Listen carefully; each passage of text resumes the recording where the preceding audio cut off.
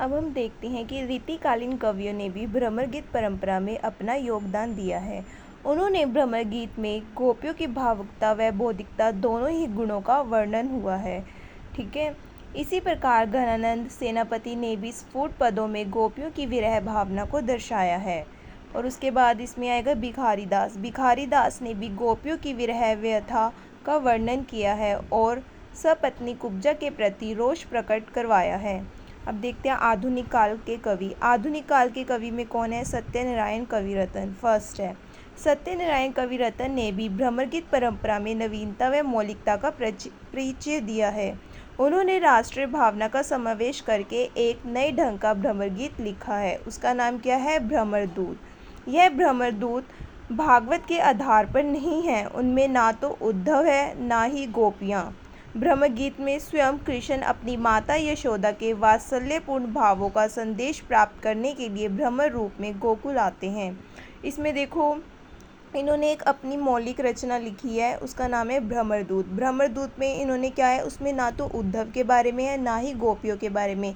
सीधा उसमें क्या है कि कृष्ण अपनी माता यशोदा के वात्सल्य भावों का संदेश प्राप्त करने के लिए भ्रमर रूप में गोकुल आते हैं। अब सेकंड कौन है? जगन्नाथ दास रत्नाकर ने भी जगन्नाथ रत्नाकर ने की उसका रचना का नाम क्या है?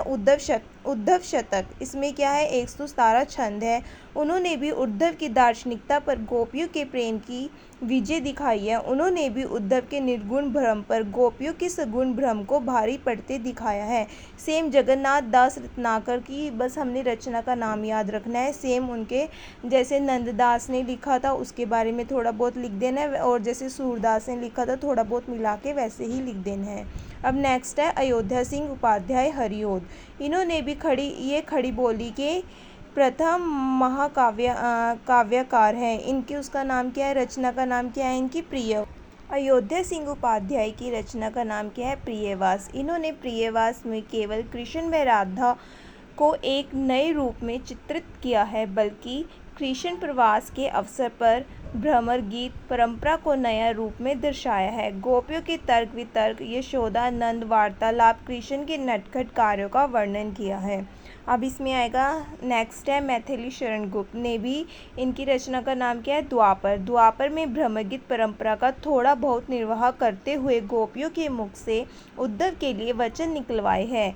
वस्तुतः उन्होंने कहा है, जो जो डूबत श्याम रंग तो उज्जवल हो। अब नेक्स्ट है रमाशंकर शुक्ल रसाल ने भी भ्रमर गीत परंपरा पर उद्धव शतक की रचना की है कि जिसमें गोपियों के चातुर्य में नवीनता दिखाई देती है। अंततः हम लास्ट में क्या कहेंगे? अंततः कहा जा सकता है कि भ्रमर गीत परंपरा का आरंभ श्रीमद् भगवद गीता से होता है। सूरदास के भ्रमर गीत में कुछ विशिष्टता दिखाई देती है। सूरदास ने विरह का प्रेम दिखाई देता है।